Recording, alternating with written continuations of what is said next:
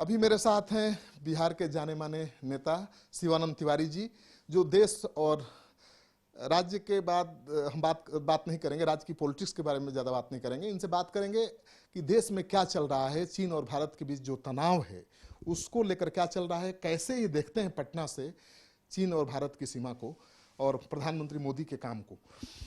तिवारी जी, अभी भारत चीन के बीच तनाव है, दोनों देशों की सेनाएं तैनात हैं सीमा पर। आप कैसे देखते हैं, क्या हो रहा है, आपकी नज़र में क्या लग रहा है? देखिए, चीन के मामले में हम लोगों ने हमेशा गलती की है। हमको लगता है कि सबसे पहले डॉक्टर राम मनोहर लोहिया, उन्होंने 1949 में या उसके पहले उन्होंने चेतावनी दिया था कि देखिए, चीन जो है वो उसका चरित्र जो है विस्तारवादी है और उस पर भरोसा जो है नहीं किया जा सकता है। और यह भी कहा था कि देखिए, तिब्बत जो है, जहाँ कैलाश और मानसरोवर है, जो भारत का और हिंदुओं का बहुत ही पवित्र तीर्थ स्थान माना जाता है, तो तिब्बत जो है उसका भारत का ही एक ढंग से हिस्सा है। यानी उस पर कोई कब्जा और नियंत्रण की बात नहीं है, लेकिन एक जो सबसे ज़बरदस्त तर्क उन्होंने दिया कि कोई भी समाज अपना तीर्थ स्थल जो है वो विदेश में जाके नहीं बनाता है। तो ये तिब्बत का के मामले पर उन्होंने इस तरह से स्पष्ट तौर पर बयान दिया था, लेकिन पंडित जवाहरलाल नेहरू ने ध्यान नहीं दिया। ये भी कहा जाता है कि चीन में जब क्रांति हुई माओ से तुंग के नेतृत्व में, उस समय चांग काई शेक जो है वो कुमिंटान पार्टी के नेता थे। उनको माने चीन का मेन लैंड जो है आज के दिन, उसको छोड़ करके भागना पड़ा और ताइवान में उन्होंने शरण लिया और वहीं एक इंडिपेंडेंट राष्ट्र जो है घोषित किया। इसके पहले जो है वो चांग काई शेक ही चीन के नेता थे और उन्हीं की सरकार थी, और उसके हैसियत से वो यूनाइटेड नेशन का जो सिक्योरिटी काउंसिल है, सुरक्षा परिषद है, जिसमें जो परमानेंट सदस्य हैं उनको वीटो का अधिकार है, वो पहले उन्हीं के जिम्मे था। लेकिन जब माओ से तुंग का के नेतृत्व में क्रांति हुई और सरकार, कम्युनिस्ट पार्टी की सरकार वहाँ बन गई, तो अमेरिका जो है नहीं चाहता था कि कम्युनिस्ट पार्टी को वाले चीन को सुरक्षा परिषद में जगह दी जाए। उसी समय कोरिया का युद्ध चल गया, नॉर्थ कोरिया ने साउथ कोरिया पर हमला कर दिया। अब नॉर्थ कोरिया कम्युनिस्ट, तो हमारे यहाँ जवाहरलाल नेहरू जी ने नॉर्थ कोरिया का विरोध किया, कम्युनिस्ट कोरिया का विरोध किया, इसलिए कि वो आक्रमणकारी था। हिंदुस्तान का जो ये रुख था ये अमेरिका को सूट कर रहा था, क्योंकि एक शीत युद्ध के ज़माने में एक तरफ का नेतृत्व जो है अमेरिका कर रहा था और दूसरे तरफ का नेतृत्व जो है रूस कर रहा था।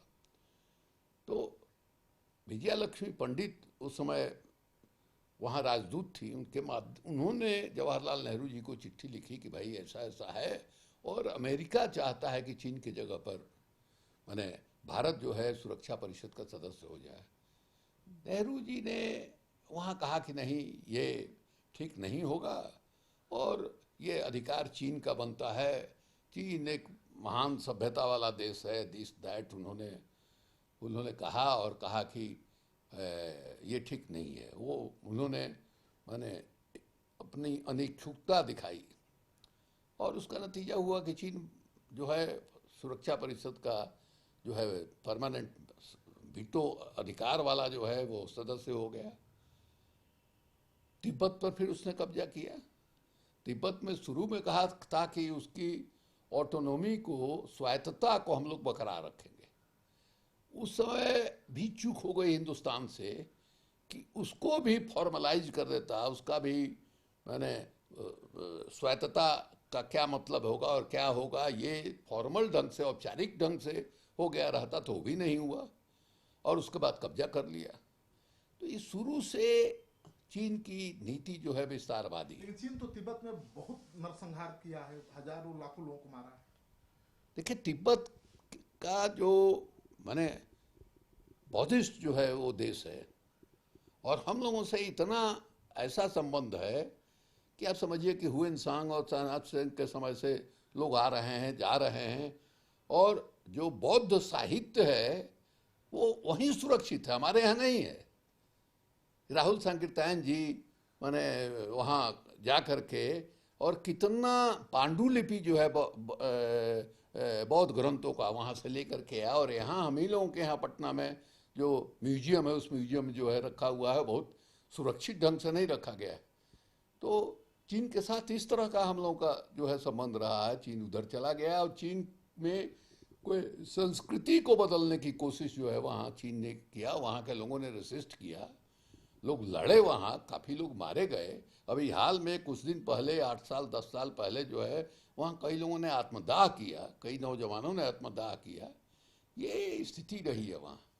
और देखिए किस तरह से हिंदी चीनी भाई भाई का एक ज़माने में नारा लगता था, और वही जो है माने बगैर ये के पंडित जी से उसमें बहुत चूक हुई। वो पंडित जी से बहुत बड़ी चूक हुई है, स्टैंड उनको लेना चाहिए था तिब्बत के पक्ष में भी, और यूएन के कहना जो ये था प्रपोजल मानना चाहिए था सुरक्षा परिषद में। देखिए चीन की स्थिति जो है, अब एक तो आपको कबूल करना पड़ेगा कि चीन का आर्थिक स्थिति, चीन की सामरिक स्थिति, हर मामले में चीन जो है यानी काफ़ी आगे बढ़ा है। एक आप जो है इस ढंग से भी किसी के ताकत का अंदाज लगा सकते हैं कि कौन किसको अपना प्रतिद्वंदी मानता है। और भारत के साथ दिक्कत रही कि भारत हमेशा पाकिस्तान को अपना प्रतिद्वंदी मानता रहा, और जबकि चीन जो है अमेरिका को अपना प्रतिद्वंदी मानता रहा। और देखिएगा कि सिर्फ चीन ही अमेरिका को नहीं मानता था, बल्कि अमेरिका भी चीन को अपना प्रतिद्वंदी मानता, और दूसरे नंबर की अर्थव्यवस्था हो गया है। हालांकि अभी भी अमेरिका जो है पहले नंबर की अर्थव्यवस्था है, वहाँ का जो माने मिलिट्री इंडस्ट्री है वो दुनिया में सबसे मजबूत है। अभी वहाँ तक पहुँचने में चीन को समय लगेगा, लेकिन चीन जो है उसी दिशा में अग्रसारित है। आज उसकी हालत ऐसी है कि आप देखिए कि बांग्लादेश को भी उसने मदद किया, नेपाल को भी मदद किया, आप जो है श्रीलंका को भी मदद किया, यूरोप और अफ्रीका के कई देशों में उसने पूंजी का निवेश किया, भारी पूंजी का निवेश किया। अब लोग बाकी देश जो है जहाँ जहाँ पूंजी का निवेश उसने किया है बहुत अपने आप को अनकंफर्टेबल महसूस कर रहे हैं, लेकिन इसके बावजूद वहाँ दखल अंदाजी तो उसको हुई है। हम भारत के जितने पड़ोसी देश हैं वहां पर बढ़ी है दखल अंदाजी, और चारों तरफ से घेर लिया है। अब देखिए लेकिन नेपाल के साथ हमारा किस तरह का खराब संबंध हो गया। इस मामले में नरेंद्र मोदी की सरकार जो है इतनी फेलियर रही है, चीन ने बिल्कुल बच्चे की तरह इनको खिला दिया। आप याद कीजिए कि किस तरह से साबरमती के तट पर जो है अहमदाबाद में झूला झूला रहे थे हमारे प्रधानमंत्री जी चीन के राष्ट्रपति को। आप यहाँ महाबलीपुरम में तमिलनाडु में वहाँ जो है किस तरह से समुद्र के किनारे भव्य लग रहा था कि फिल्मी सेट है, वो किस अंदाज में दोनों नेता एक दूसरे से मिल रहे हैं। अभी इनको ये लग रहा था कि हम जो है इसी तरह से बहला फुसला करके चीन से दोस्ती कर लेंगे, लेकिन यही स्थिति थी। आपको जवाहरलाल नेहरू के समय भी, और चाउ एन लाई ने अपने संस्मरण में लिखा है, जो वहाँ का सबसे पॉपुलर जो है प्रधानमंत्री हुआ, उसने लिखा है कि अभी इनको समझ में आता था, पंडित नेहरू को, बहुत बड़े इंटेलेक्चुअल थे, दुनिया में उनका नाम था, उनको लगता था कि वो चीन को समझा रहे हैं, चीन को इन सब चीज़ों की समझ नहीं है, दुनिया की और अंतर्राष्ट्रीय राजनीति की समझ नहीं है, हम उसको समझा रहे हैं। और वो समझने वाले ही अंदाज में रहा और ये धोखे में रह गए। और नतीजा है कहीं बाहर जा रहे थे, जब चीन हमारे सीमा में प्रवेश किया तो उन्होंने फौज को कहा, प्रेस वालों ने पूछा हवाई अड्डे पर कि भाई क्या हुआ, ऐसी ऐसी खबर आ रही है, तो उन्होंने कह दिया कि हम अपने सेना को हमने कहा कि उनको निकाल बाहर करो। और उसके बाद क्या नतीजा हुआ ये कहने की बात नहीं है। आज तक जो है वो उस साइकोलॉजी से जो 1962 की लड़ाई में हारे और जिस तरह से हारे, उस साइकोलॉजी से अभी तक देश मुक्त नहीं हुआ। लेकिन वो 1962 वाले भारत है अभी नहीं, 1962 वाले में न भारत है न चीन है, दोनों अपने ठहरे हुए नहीं ना हैं, दोनों आगे बढ़ रहे हैं। हिंदुस्तान भी आगे बढ़ा है, इसमें कहीं कोई संदेह नहीं है, लेकिन चीन भी 1962 वाला नहीं ना है, वो भी आगे बढ़ा है। तो हम ये नहीं कह रहे हैं कि हम युद्ध के पक्षधर नहीं हैं, लेकिन जिस तरह से अनदेखी की गई है, और अभी भी आप देखिए कि प्रधानमंत्री जी चीन का नाम नहीं ले रहे हैं। अभी भी जो लेह और लद्दाख गए, लेह में उनकी मीटिंग हुई, उसमें चीन का नाम उन्होंने नहीं लिया। क्यों नहीं चीन का नाम ले रहे हैं? पता नहीं क्या है, एक ही बार चीन का उन्होंने नाम लिया। जो पॉलिटिकल पार्टी के नेताओं से जब उनकी बातचीत हो रही थी, उसमें कहा, लेकिन क्या कहा कि न चीन हमारे यहाँ घुसा है, न घुसा हुआ है, न वो कोई पोस्ट हमारा उसके कब्जे में है। तो आज तक चीन के मुतल्लिक प्रधानमंत्री जी का, हमारे प्रधानमंत्री जी का वही एक बयान है। अभी भी उन्होंने नहीं कहा है कि चीन जो है हमारी सीमा में प्रवेश कर गया है और हम उसको बाहर निकालेंगे। इस तरह का कोई भी बयान, अब देखिए कि लेह में भी इसी तरह से बात करते रहे, कृष्ण का और मथुरा का और क्या क्या सब बोलते रहे, महाभारत की कहानी सुनाते रहे। ये आदत है उनकी। अब जैसे 21 दिन का लॉकडाउन हुआ था आपको कोरोना में, उस समय कहा उन्होंने कि महाभारत जो है 18 दिन में ये हुआ था, 21 दिन काफ़ी है कोरोना को परास्त करने के लिए। तो ये हाइपरबोल जो है उनका जो बात फरोसी है उनकी, और लगता है कि कोई आदमी होता है जो अपनी आवाज़ पर ही मुग्ध रहता है। तो हमारे प्रधानमंत्री जी अपने ही ये पद जो बोलते हैं उसका इक्को जो कान में होता है उनको बहुत अच्छा लगता है, उसी में मुग्ध रहते हैं। तो ये हालत है। अभी होना क्या चाहिए बाबा? चीन को कैसे जवाब देना? नहीं, चीन को वहाँ एकदम मजबूती के साथ लड़ना चाहिए, हम ये क्रेडिट देंगे। वहाँ गए, वो भाषण उन्होंने किया, सेना का मनोबल उससे ऊंचा हुआ होगा। और एक जो डेमोरलाइजेशन था देश में, जो इन्होंने कह दिया कि हमारे यहाँ न कोई घुसा है न घुसा हुआ है, वो डेमोरलाइजेशन जो एक देश के अंदर जो पैदा हुआ था, उससे भी थोड़ा ये हुआ, अप्रत्यक्ष ढंग से इनडायरेक्टली उन्होंने। वो सच्चाई नहीं ना है, वो सच्चाई तो है नहीं कि नहीं चीन घुसा है। चीन तो घुसा है, एकदम बिल्कुल घुसा हुआ है, इसमें कहाँ संदेह है। एक जगह नहीं, एक से अधिक जगह घुसा हुआ है। और आज के दिन भी अरुणाचल को वो अपना ही मानता है। और देखिए ये लोग जो है, क्या नाम है, नरेंद्र मोदी की जो सरकार है, इन लोगों के साथ दिक्कत है। देखिए डॉक्टर लोहिया ने एक बार कहा था कि देश के अंदर जब कट्टरवादी ताकतें मजबूत होती हैं तो देश सिकुड़ता है। जब भी हमारे यहाँ भारतीय इतिहास में इस बात का जिक्र है कि जब भी माने उदारवाद यहाँ मजबूत हुआ है, उसी समय हमारी सभ्यता खिलती है। माने साहित्य का मामला हो, कला का मामला हो, चिंतन का मामला हो, उसमें देश जो है दिखाई देता है खिला हुआ। जो भी हमारे यहाँ कहा जाता है कि जो गोल्डन पीरियड रहा है, वो उदारवादी पीरियड ही रहा है। तो ये अभी जो कश्मीर में इन्होंने 370 खत्म किया, अब अमित शाह ही उसको सब पायलट कर रहे थे। उस समय तो प्रधानमंत्री हाउस में भी, सदन में भी नहीं थे। उन्होंने अपने भाषण में कहा कि जब मैं कश्मीर की बात करता हूँ तो पूरे कश्मीर की बात करता हूँ, मतलब पाकिस्तान के कब्जे में जो कश्मीर है उसकी भी बात करता हूँ, और अक्साई चीन की भी बात करता हूँ। और इनको लेने के लिए, हिंदुस्तान में मिलाने के लिए हमको अपनी जान देने की जरूरत होगी तो मैं हम जान दे दूंगा। उसके बाद बहुत लोगों का अनुमान है, क्या फैक्ट है नहीं जानते हैं, लेकिन बहुत लोगों का अनुमान है कि उसने चीन को प्रवोक करने का काम किया, उकसावा देने का काम किया। उससे भी बात बढ़ी। अब आप जो है सीए कानून आपने देश में शुरू किया, नेशनल पॉपुलेशन रजिस्टर बनाने की बात की, उससे बांग्लादेश से हमारा रिश्ता खराब हो गया। शेख हसीना की जो सरकार है, मैंने इसके पहले जो सरकार थी वो सरकार कट्टरवादियों की सरकार थी। और हमारे देश का जितना भी नॉर्थ ईस्ट का जो चरमपंथी संगठन है, या बर्मा का जो चरमपंथी संगठन, उनका कैंप वहाँ हुआ करता था।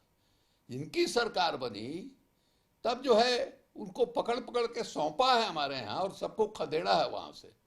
तो एक बहुत दिनों के बाद हमारे पड़ोस में बांग्लादेश के रूप में एक ऐसी सरकार बनी जो हमारे साथ मैंने मिल करके काम करना चाहती थी।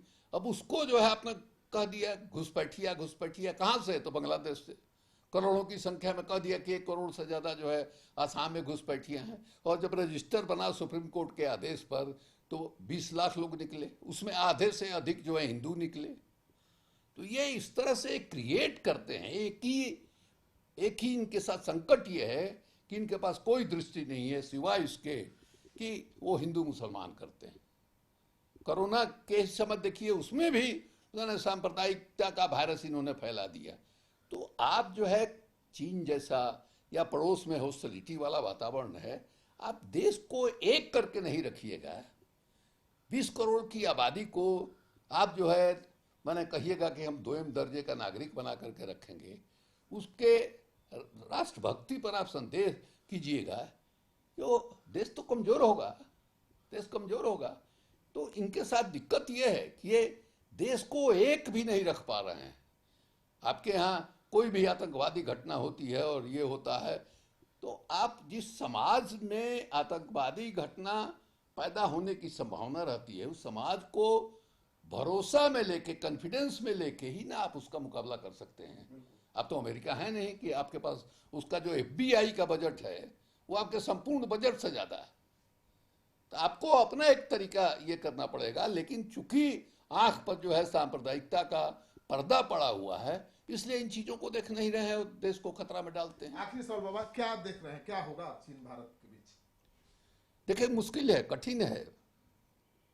मैंने जिस ढंग से परमानेंट स्ट्रक्चर वगैरह उसने बनाया है, उसको ये करना, और इधर देश के अंदर जो इकोनॉमी है हमारी, उसकी भी हालत बहुत खराब है। कोरोना के पहले ही मंदी का दौर था। आज जो है, जब जो हमारी इकोनॉमी को है दुनिया में 3रे नंबर की इकोनॉमी मानी जाती थी, अमेरिका और चीन के बाद हमारे इकोनॉमी को लोग कह रहे थे कि बहुत बड़ी इकोनॉमी है। अभी हम देख रहे थे कि किस देश की अर्थव्यवस्था में कितनी ताकत है, इसका आकलन करने वाला जो संगठन है, अंतर्राष्ट्रीय संगठन, उसने हमको 23वें या 24वें स्थान पर पहुंचा दिया है। एक भी है, कोरोना से भी हम लड़ रहे हैं, तो बहुत अच्छे पोजीशन में हम लोग नहीं हैं। इसलिए हमको लगता है कि आपको प्रत्यक्ष युद्ध जो है वो हमारे लिए अनुकूल नहीं पड़ेगा, लेकिन हम दुनिया में का जो पंचायत है, और धीरे धीरे अंतर्राष्ट्रीय समर्थन हमको मिलने लगा है। चीन के जो विस्तारवादी नीति है, जापान के साथ उसका रिश्ता खराब है, उसका वियतनाम के साथ रिश्ता खराब हुआ है, उसका जो है ताइवान के साथ जो है रिश्ता खराब हुआ है। तो ये सारा जो माहौल है, जिसको कहते हैं पब्लिक ओपिनियन, दुनिया की जो ये है, वो धीरे धीरे उसके खिलाफ होती जा रही है।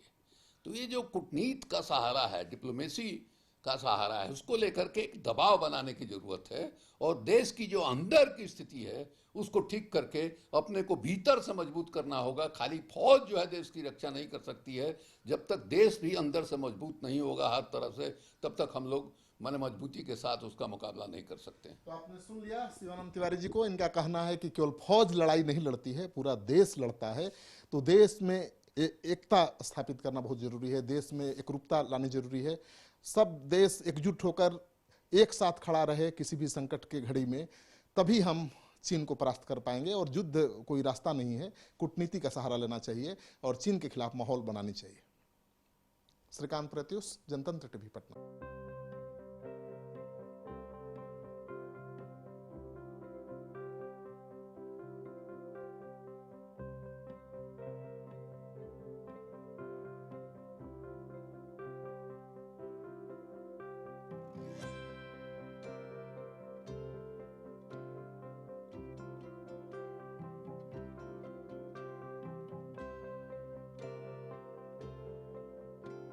एक जिंदगी बचाने वाले को हीरो कहते हैं और 1000 जिंदगी बचाने वाले को health care worker. Our heart never hardens, our temper never tires. Our touch never hurt. We value what we do. We at Paras work for cause, not for applause. Lockdown के समय, lockdown के बाद हम हैं आपके साथ।